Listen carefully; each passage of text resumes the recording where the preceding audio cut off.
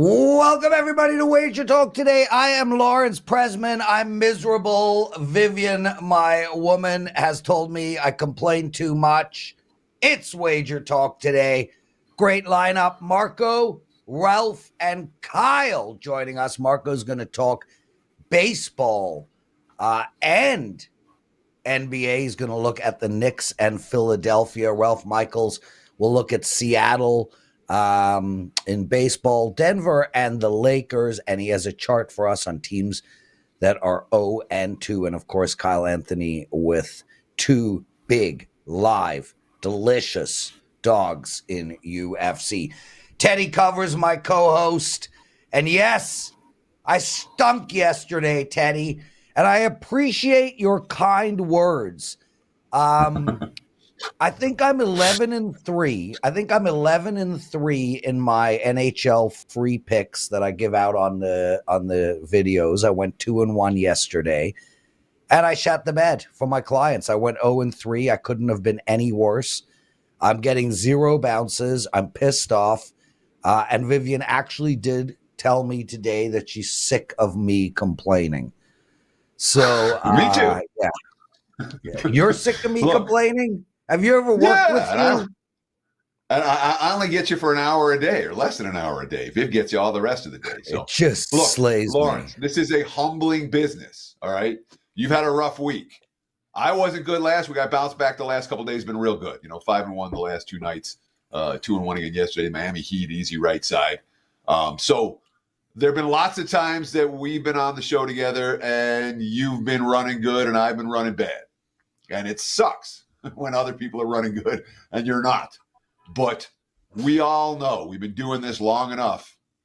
Sometimes it's going to go your way, and when it's not, you breathe, you double down on your work, and you snap out of it. It's what we do, Lawrence. Sorry you're running bad, buddy. Yeah, Slow Jam speaks for all of us. Vivian, Slow Jam says Vivian speaks for all of us. Okay, fine. Well, I guess, look, guys who buy my plays at least know how soul-crushed I am. Marco D'Angelo joining us, everyone. And, well, I don't think Marco's had a slump in 2 years. How are you, brother?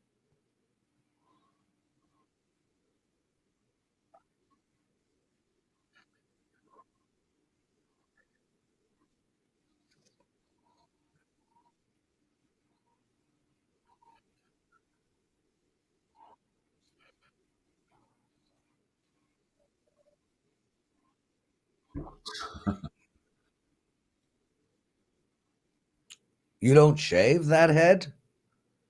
I thought you had hair. You just like being bald. No, it's gone, bro. It's gone. It's gone. Yeah. That's like when we say we're getting old. Yeah. We're not getting old. We're old. Let's get into it, brother.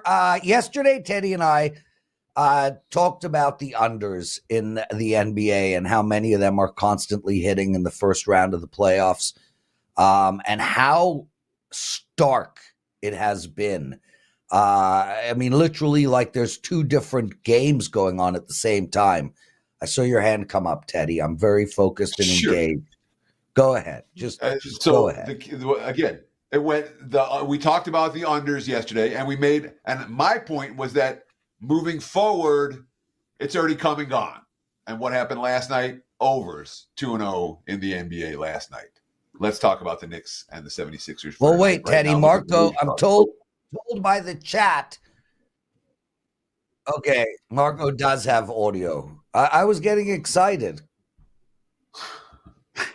Looking at the WagerTalk live odds screen right now, I'm seeing the Knicks and the 76ers. Philly's been bet up, 5.5, the current prevailing number. There's even 6s starting to pop for the Sixers. Total 204. This has been bet down from 205, 205.5 at the open. What do you like? Knicks Sixers, game 3, Philadelphia, returning home with that 0-2 series deficit.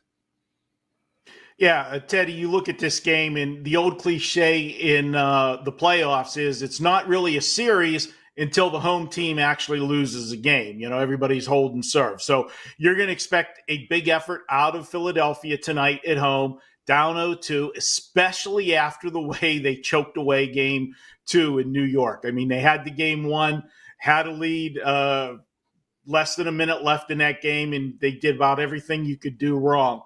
I look for them to turn it up defensively. And since Embiid returned from injury, this is a team that's held their opponents 8 of the 10 games since he's returned to 42% or less shooting. Now, we are looking at a low total. Now, this total did open up at 205. It got down as low as 202.5, and now is working its way back up. And I think that's kind of key. And one of the indicators that I like to look at, Teddy, and I know your guy does opening line reports, and you watch the market a lot. I've always been of the premise that if you see early money on and under, I really respect that, because we know that John Q. Public doesn't run to the window early to bet unders. Okay, we know that by nature they generally bet overs, and they do it more closer to game, the day of the game. We saw the early money in this game come in on the under, and I respect it and agree with it. I expect Philadelphia to play more deliberately on the offensive end of the game, pound the ball inside, and then, of course, on the other side, as I said, you're going to see a defensive effort from them. Key stat in this game, obviously Philadelphia's down 0-2. Philadelphia this season, when they have lost, playing with revenge for back-to-back losses against an opponent this season, 9 times this has happened. They have gone under the total in all 9 of those games. I'm going to go ahead and take the under tonight for the Knicks and the 76ers for our free play today.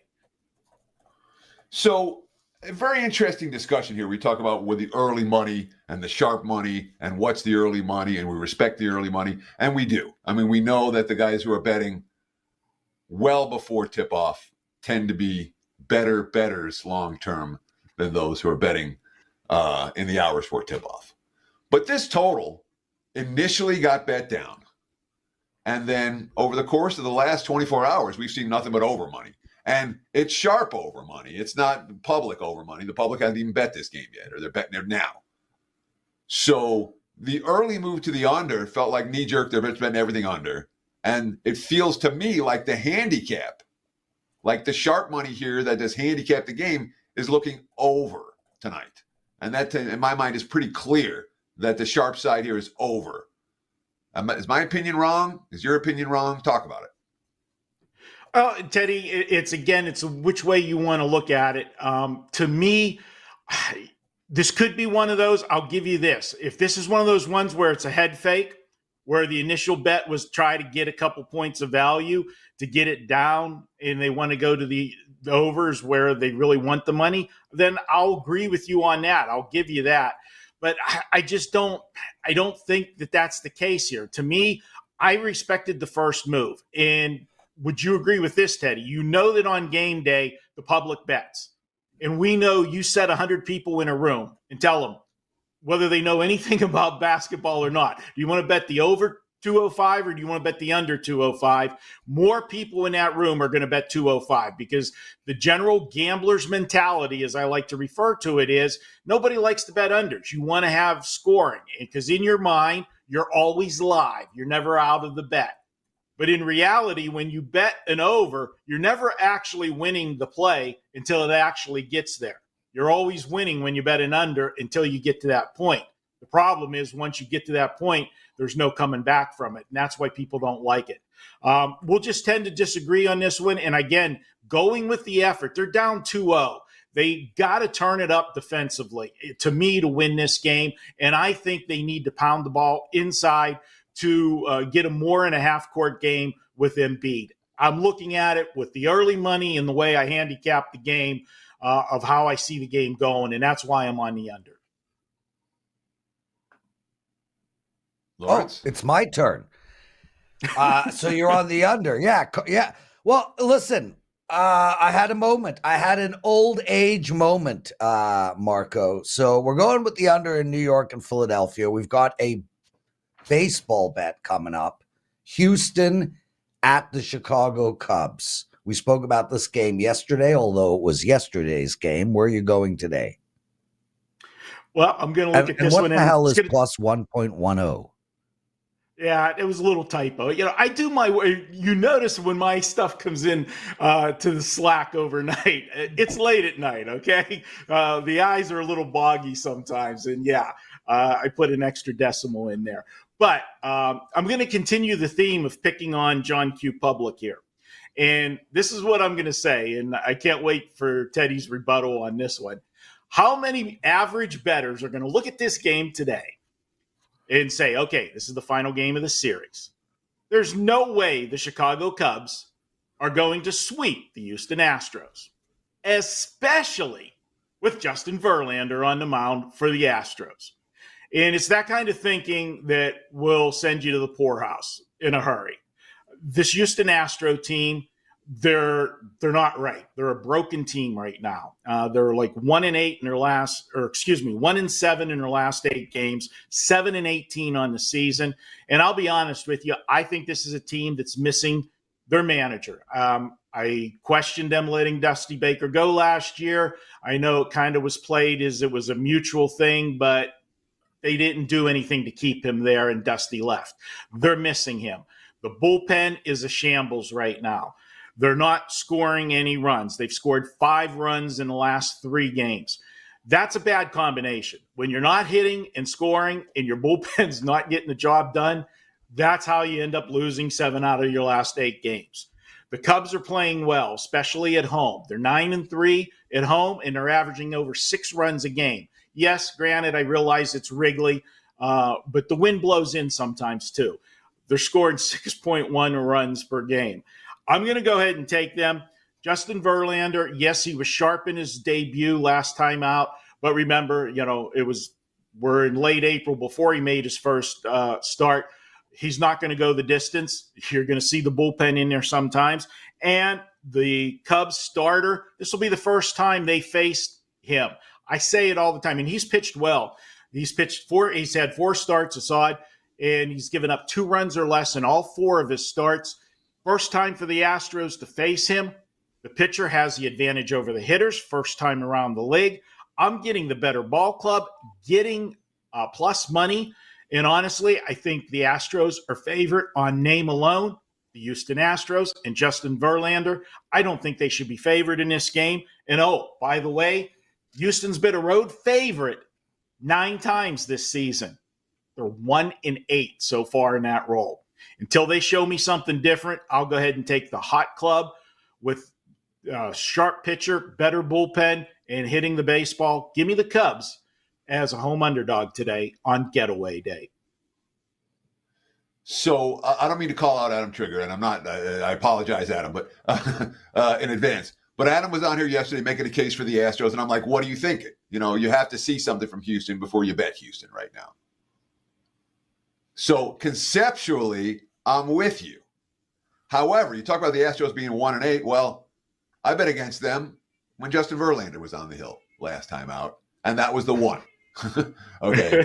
And it felt like Houston came with extra effort. Really, the effort was there with their stud hurler back on the hill. And Verlander even said after the game, his quote was, "I was pleasantly surprised with how well I pitched." So it's not like someone I trust him fully, but Houston, if they're going to win a game, it's going to be with Verlander. Like, isn't this the game where they go all in?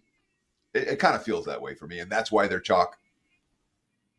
I hear what you're saying, Teddy, but let's go back to Verlander, that one game that you talked about. Remember when I was on the show a week or so ago, and I took a game where a player was making his first start, Talon for the Cubs, and I said, yes, when a guy is making his first start off of an injury, you're going to get a big effort, and you're going to get it from the team as well because they want to perform for him. Because you cross-examined me because I went against one of my other angles. The Cubs were coming home, and I said, this is one of those situations that I go against it. So, yeah, they got the job done. But you know what? I don't think you see the same effort in the second start. And I'm going to stay with the hot club, and I think you're conceptually agreeing with me. I think you should stay with your initial banner there, and let's go against the Astros. I'll tell you that. it's Cubs or pass. But it's not a game that made my card for today. Excellent analysis. Yeah. But what do you have to promote, my friend? Oh, Ted, well, no, wait. I'm back. I'm on this show here, guys. Firstly, I want to point out that, shut up. Firstly, I want to point out that Adam Trigger won his client baseball play yesterday. He had St. Louis, 4%. That's what counts. And secondly, I'm going to ask both of you old decrepit men a question. When will Houston become a bet on team? I mean, it's still, they're still loaded. They are all out of sorts, but don't we have an opportunity here moving forward, Marco? Never bet to stop a streak. Okay. That's 101 in handicapping. Okay. You can, guys that say, okay, a team is due and they're going to bet against the team trying to stop a streak. You know what? Guess how many times you win? Once. Okay. If you bet to continue the direction that the streak is going, eventually you are going to lose one bet, but you can win more bets, 3, 4, 5, 6, however long a streak goes. And I'm not going to try to guess when the Astros turn it around. But yes, Perez, when you do see them win a couple games in a row and you see them hitting the baseball while they're doing that, you can get some value before the market catches up to them. That's the way I look at streaks. Theodore? So Houston currently ranks number 29 in MLB in profitability. They are minus 12.2 units through their first 25 games. The only team worse is the Chicago White Sox. Here's my prediction. Right now, they're minus 12.2 units. I say at the end of the season, they are minus more than 12.2 units. I am not looking at Houston as a team that I expect to be profitable at any point this season. They may have a run, but when you've been as good as the Astros have been, for as long as the Astros have been that good, and then you're not that good the next year, that's not a team I'm saying, the switch is going to flip on. I'm not. Houston's problems to me are bigger than maybe the markets might be thinking that they are. Right. I'm not convinced that bullpen, they signed all these high leverage relievers who pitched all these high leverage innings in recent years, and they're all sucking. And I'm not convinced that bullpen's going to get better. The lineup's sucking, and I'm not convinced the lineup's going to be a lot better. Anyhow, Astros are not a team I'm looking to back anytime soon. If we see a hot streak from Houston, maybe we jump on board. Marco D'Angelo, number one most profitable NBA expert in the last 4 years.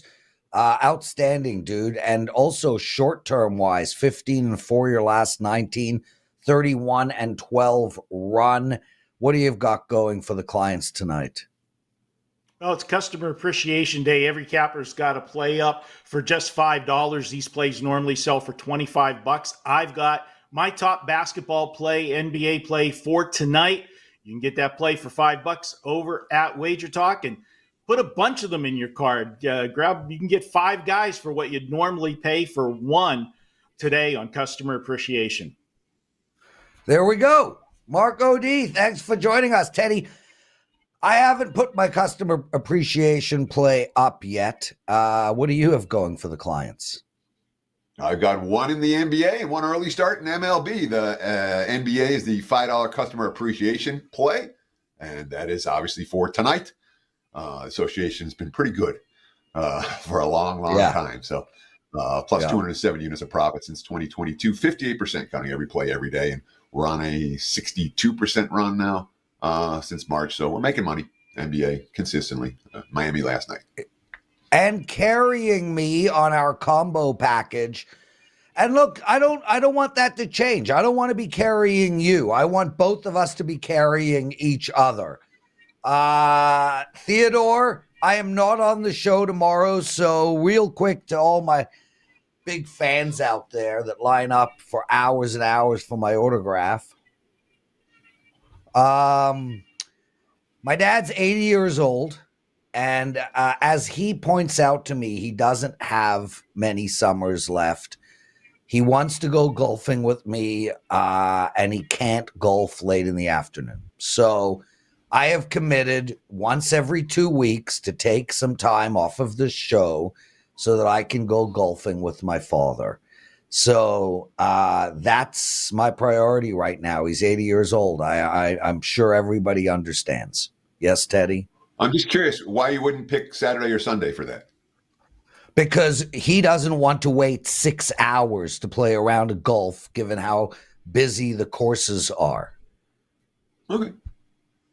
It's fine. I'm allowed to at his beck and call, bro. Inquiring minds want to know. Yeah, well, there you go. Okay, brother. What did we learn in the wonderful world of sports betting? Well, we learned that the NBA overs went 2-0 last night. The trend value was there, and now it's gone. I want to talk about a bet that is literally the books giving away money. Nobody I know is going to bet it. I shouldn't say that. Casual bettors don't bet this. Let me start.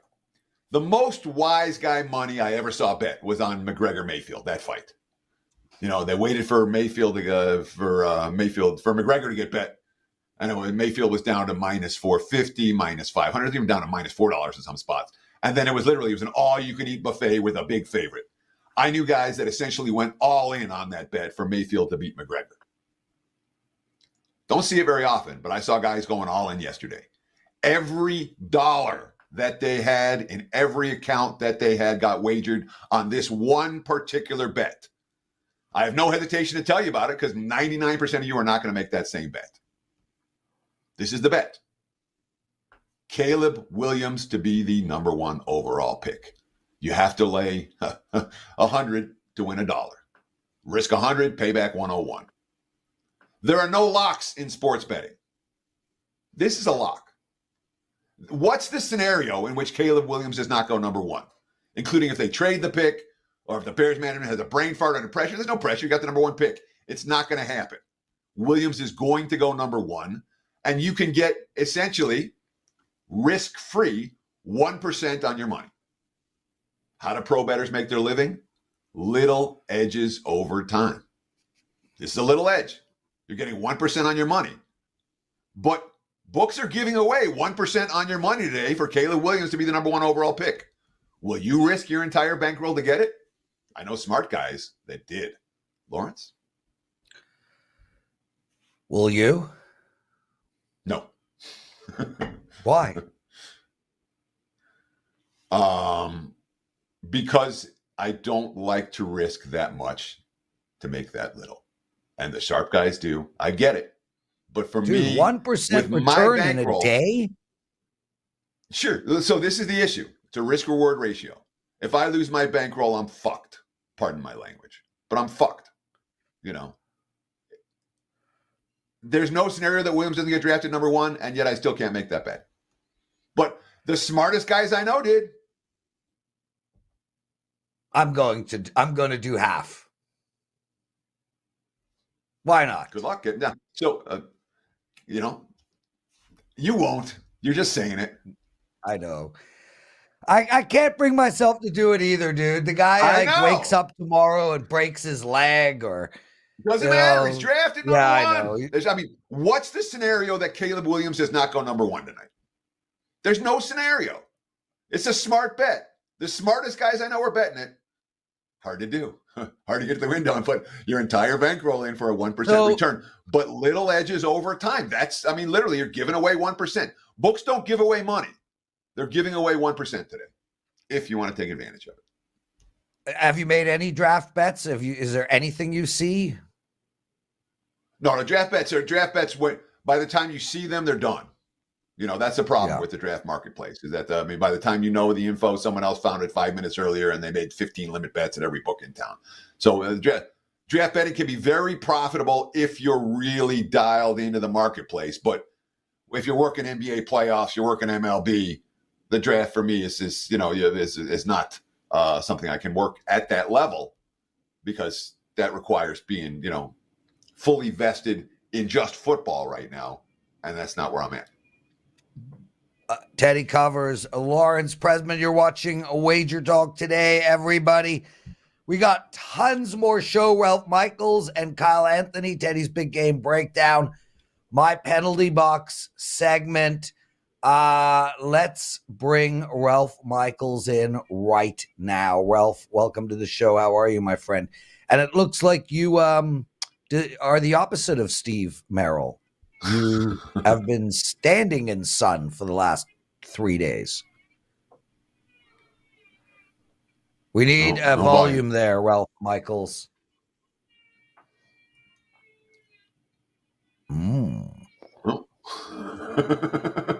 Guys, if you like this show, please take a minute out of your time and hit that like button. Subscribe to our channel. It would be greatly appreciated. I also just put up a baseball play. Goes off at 4 p.m. today. Baseball's been outstanding for me so far, Teddy. On a 5-2 run up units this season. How's your baseball going? I am 26-13-1 with my last 40 selections. Does date back to last year.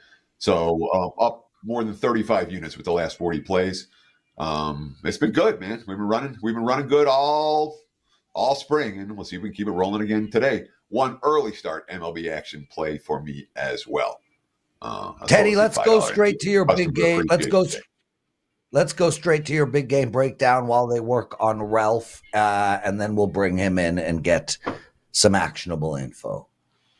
Absolutely. Big game breakdown style. Let's talk a little NBA Thursday night.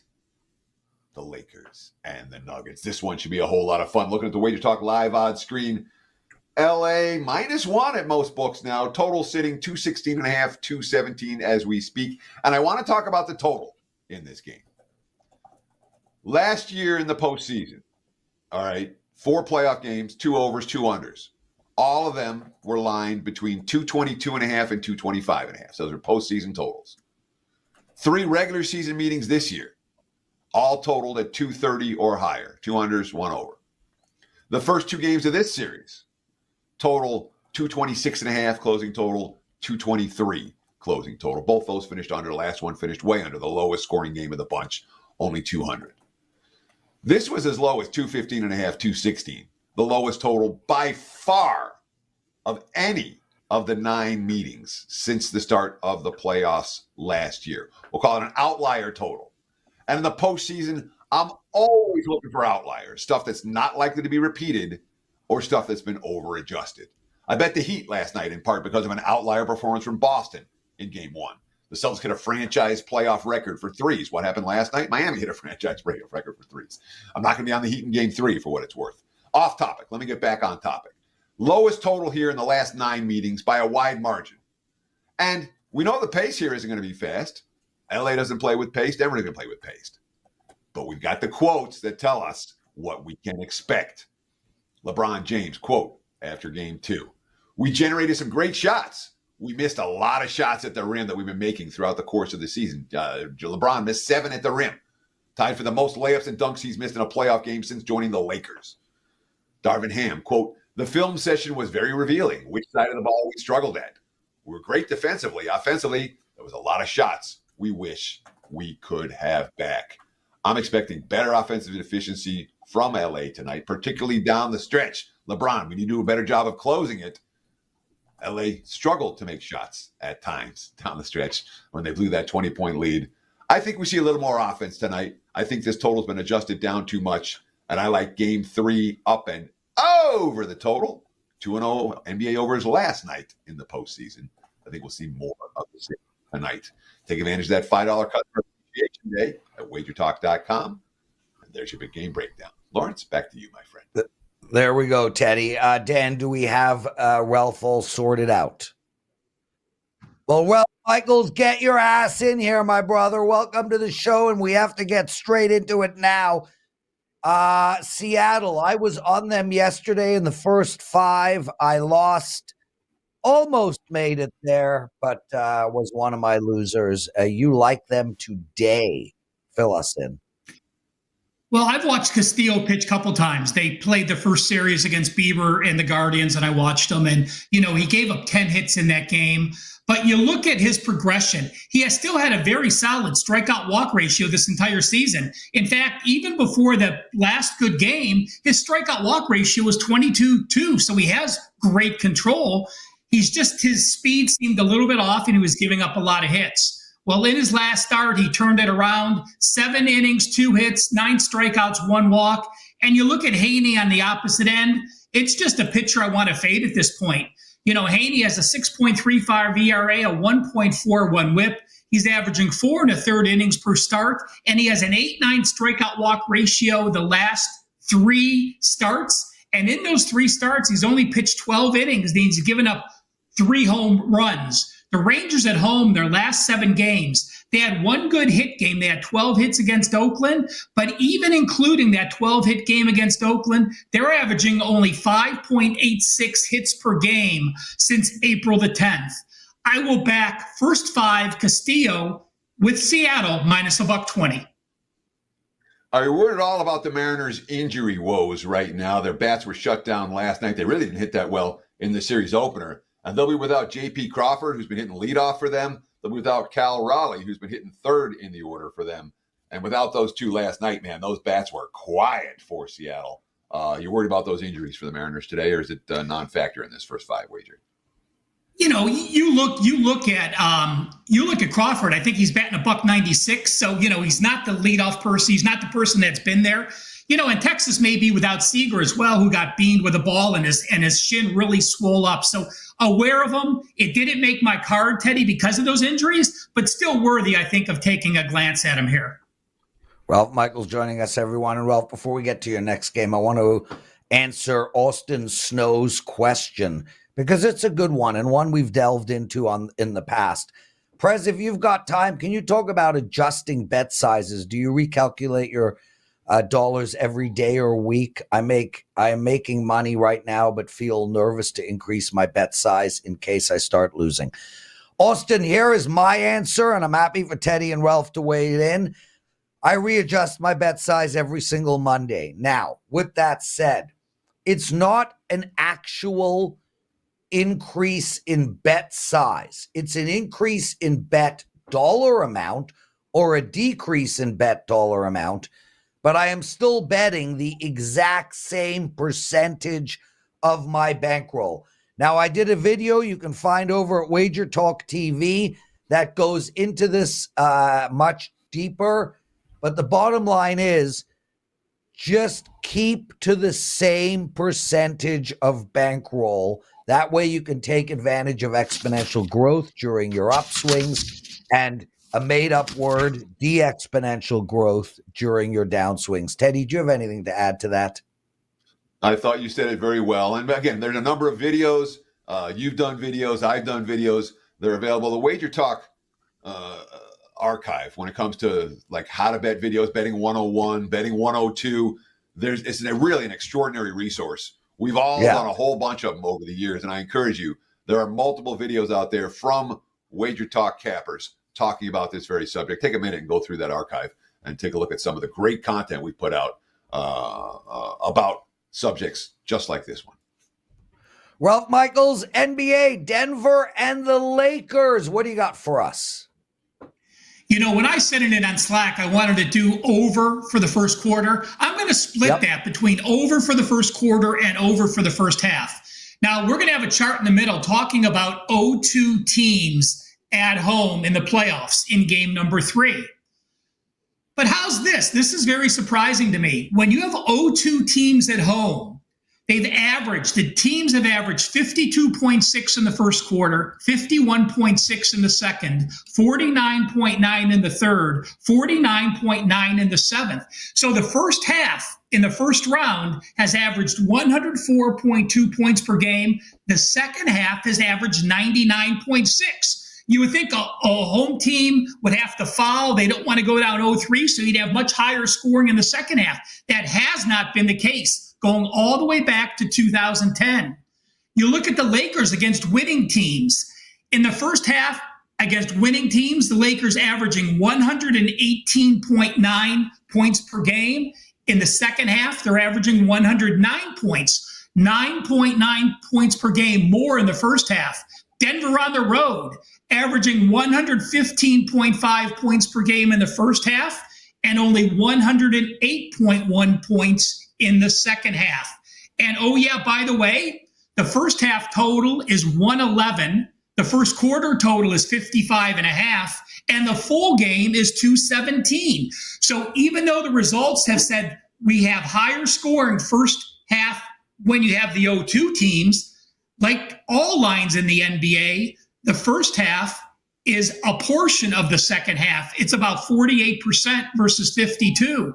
And oh yeah, Denver, in the first game of the series, the total was 227. Second game of the series, 224. We are now 10 points less than the opening game of the series. And Denver has shot only 43 and 46% those first two games. I expect them to shoot significantly better today. So a lot of hidden value in the Lakers-Denver game over first quarter and over first half. So our old friend Jay Money is called us a trifecta spot. I just came on with a big game breakdown talking about LA Denver over full game. Ralph likes it first quarter and first half. Let's talk chart. Let's talk chart, Ralph, because you've got a great one here talking about chart it up. Round one of the NBA postseason. What happens to the 0-2 home teams returning? The 0-2 teams returning to their home floor.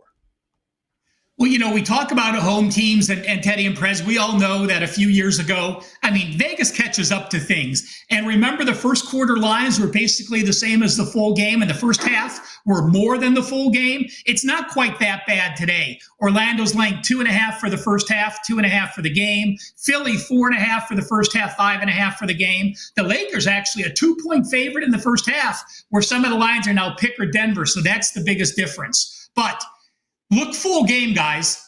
These are 0-2 home teams in the playoffs since 2010. I did exclude the bubble year because you didn't have the home court edge. 0-2 teams are 41.2% since 2010. Home favorites, 47.6%.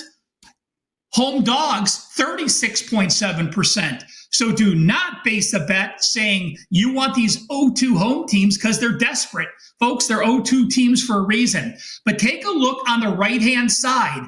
I did the first quarter, first half, and full game scoring and the difference. So when we look at the top in the blue, you see that the 0-2 home team has outscored their opponents by 1 point per game in the first quarter, 1.8 in the first half.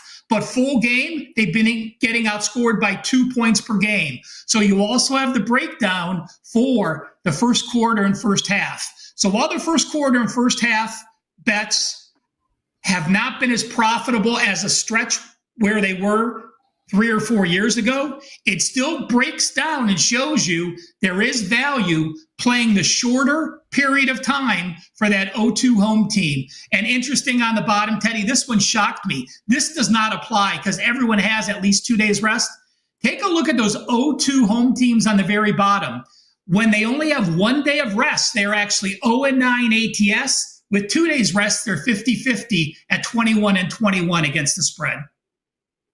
So, Ralph, the thing that stands out to me about this chart, and again, if we could just put it up there real quick for me. Thank you. So, look at Dan. Dan's on, spot on. He's on the money. On, baby. Basically, you're talking about home favorites as 50-50. You know, it's a 10 and 11. I'm not going to call that a prevailing trend. All the money here, which tells us that no edge to Orlando or Philadelphia tonight, but no negative for those teams. But the negatives really come with the home dogs, the teams that aren't good enough to be favored. And that tells us if you were thinking about playing Miami in game 3 on Saturday, maybe think again. Is that your takeaway as well? The whole key here is home dogs stink, don't bet them. Well, Miami's off to win, Teddy, so they're not going to be 0-2. The only home dog would be right. New Orleans or maybe the Lakers. The Lakers were pick one. That would be in that area as well. But New Orleans is a team that was, I believe, a 1 point home dog, at that time. So I would tread cautiously, absolutely, with those home dogs. So, it's a situation. And FYI, by the way, in round 2, since 2014, they've gone 8-6 against the spread. Round 3, they've gone 4-5. And in the NBA Finals, 0-2 home teams have gone 2-2. So basically 50-50 all the way on every round for full game for 0-2 home teams in the series. Ralph Michaels. Ralph, I want to congratulate you on an outstanding start to the baseball season. You are locked in, and I love to see it. Congratulations. What do you have going for our clients today? Well, baseball 13-1 run, guys. Thank you, Prez and Teddy. I appreciate it. And I'll tell you what, it's an early start. You only got another hour, so grab it. It's $5. Someone reached out to me and said, well, why are you putting out an early game for the $5? I'll tell you what, guys, it's my best game. It doesn't matter what time it starts. The job is not to try to get a few extra sales. The job is to get your customers the best play regardless of what time it goes. And this is my best play. So early afternoon start. If you're watching live, grab it now, $5. And again, almost everyone has a $5 package because, Prez is a little late. So his isn't up there yet, but mine's up. Okay, I put mine up when Marco was yapping and I lost track of the show. Yeah, and as Marco said, it's a great way to try some cappers, read their write-ups, look at who you like, and and go from there. We certainly appreciate each and every one of you customers, and this $5 Customer Appreciation Day just shows you how much we care and how thankful we are for each and every one of you. Brilliant stuff, Ralph Michaels. Teddy, IUD writes in our YouTube shorts, Prez, I'm ordering a beef shawarma platter. So I'm having a shawarma today. I promise you that. But it's a chicken shawarma. I never have beef shawarmas. I haven't had a beef shawarma in decades. You shawarma it, Teddy? Tell me more. Okay, so I get pickles, coleslaw, both types. Kyle Anthony joining us, and Kyle, a question for you right off the bat, and look, I'm not responsible for my dreams. I had a dream about Sydney Sweeney last night. What is that? How should I feel about dreaming about Sydney Sweeney? I mean, she's could be my child. I woke up, I was disgusted with myself. I was disgusted. What happened? I think it's more important. I just heard Vivian upstairs screaming at me. Oh, sheesh. Well, I guess she knows what happened in the dream. I guess you've already disclosed that information to her. No, I haven't. That's the first time she's heard about my dream, was upstairs. Now I need this show to go extra long because I don't want to go upstairs. Here's the beauty of it, Lawrence. This is how out of it I am. I don't even know who Sydney Sweeney is. No idea. Yeah. Kyle does. Yeah. Kyle, let's go, brother. You like Perez at plus 160 over Matheus. Fill us in. Yeah, so in the main event here, we've got Matheus Nicolau here. He's minus 195. On the comeback, you have Alex Perez plus 160. And Matheus, he is a well-rounded technical fighter overall. You've got Perez, who is a boxer with solid wrestling overall. And when you're looking at it, there is an absolute path here for Matheus to go out there, get the job done, utilize that footwork, utilize that hand speed, skirt on the outside, throw the combinations, work at distance. And that really has worked out well for him, outpointing his opponents, utilizing that hand speed. And that's done great for him. But if you look at it on the other side here with Perez, as I was saying, Perez has got good boxing, and he's going to have to crash the pocket. He's going to have to move forward. He's going to have to put pressure on, make it dirty, make it sloppy, get in tight, because that's what Nicolau doesn't want to do. He does not want to have that, or he would look for some takedowns, which Nicolau does have. But the thing about that is both of these guys do support a solid when it comes to takedown defense. You've got Nicolau, he's at 93% takedown defense rate. You've got Perez, 82% defense rate. So I think this plays out on the feet. And with this playing out on the feet, I do think the leg kicks will be there for Perez. I think he's going to chop at them very early, very often, mixing them up in combinations. And then also the fact that the big red flag for me on the Nicolau side is his chin. He really has durability concerns here where he can't absorb shots very well. You see, that's kind of why he wants to skirt on the outside, throw combinations, even get takedowns, wants to protect that chin. Now, the issue with it also is that he's been rocked, wobbled, even in fights that he's won, he's been hit pretty clean and dropped. Then you look at the other side here, that he's coming off of a brutal knockout loss to Brandon Royval last year. This is his first fight back. I do think there will be more tentativeness, more gun shy in the pocket, looking to kind of stay at range, which again, Perez needs to push forward. And then lastly, when you look at strength of schedule here, Matheus is kind of this guy that we're all kind of looking at as, hey, he could be the next big thing. He could be the next guy to kind of fight for a title. But his rise has been very suspect in fighting very closely against middling guys in the division. I mean, you look at Tim Elliott and David Dvorak, he won 29-28. And these guys, I don't rate them very high. He knocked out Matt Schnell, who Matt Schnell is on the Mount Rushmore of glass chins. And then you look at the other side, Perez, where Perez won 3 straight. Then he had some time off. There were some of that, but he lost his last 3 he lost to were Davidson Figueiredo, former champion, Alejandro Pantoja, current champion, and Muhammad Makayev, who will probably fight for a title very soon. So these are the guys that he's fighting. I think the value is absolutely on Alex Perez here. I think he gets the job done, and I do like that plus money at plus 160. Look at the dog in the main event on Saturday night, UFC Apex here in Las Vegas. I do want to ask you, all the other like totals, 1.5, 2.5. This one's 4.5 rounds. And you talked about the favorite having something of a glass chin. Would we bet this one under? Well, I kind of like that, but if it's kind of playing into the way that Matheus would win, would be pitter-pattering on the outside, protecting his chin, getting some legs into this fight, going into the 4th and 5th round. That's his win condition. I don't think he goes out there and finishes Perez, where I kind of do like, if it was to be Perez, I wouldn't mind the under here because I think that he can get the job done, and I think the glass chin could be there. But I think that's why that number is so high, is because that's going to be the win condition for Matheus. Kyle, crisis averted. Vivian just texted me saying that she will be my Sydney Sweeney tonight. There you go. See, this is good. This is good. We're role playing. This is good. Oh, yeah. This is good. We're role playing, baby. Anything but you. How great is my woman? How great is my woman? Oh, louder. She is Perfect. the best. Jonathan Pearce, David Onama. Where are we going here?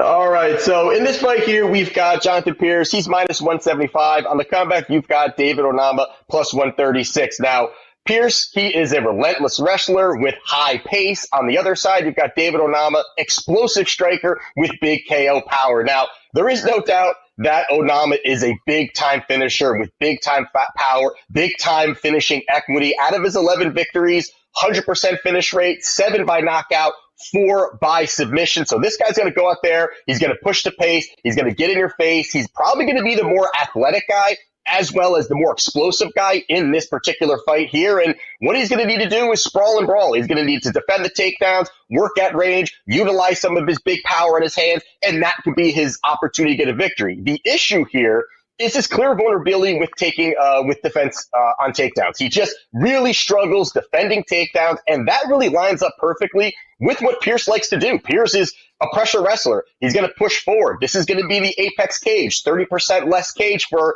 Pearce to cut the distance, cage push, look to push him up against the fence. You also look at the fact that Pearce, he will absolutely go that path. He averages slightly over 5 takedowns per 15 minutes, very, very high. And that really tells me that he has the gas to really fuel repetitive takedowns throughout 15 minutes, keep pushing that pace, keep going forwards. And that really is a big spot for him. And if you look at Onama and some of his recent fights where he has displayed this weakness, and, even though he just knocked out Gabriel Santos still was 2 for 4 on takedowns.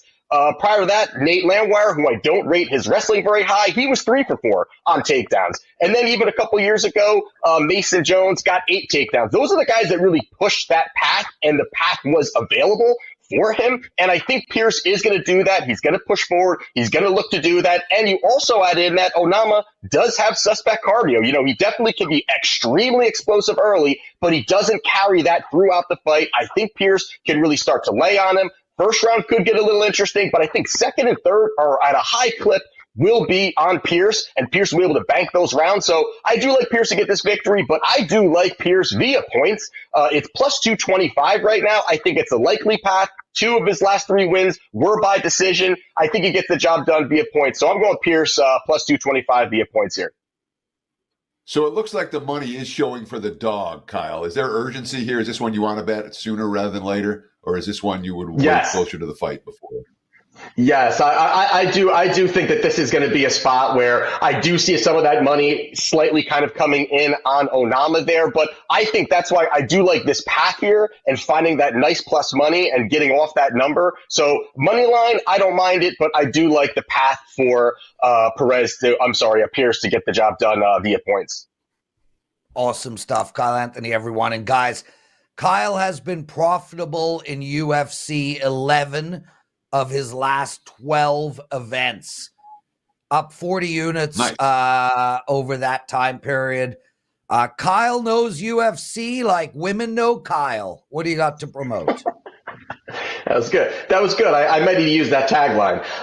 So I have for this Saturday, 4% play up right now. As everyone's kind of saying here, customer appreciation, $5 there. If you do get that purchase, there is inside that package a code for 50% off on my month package as well.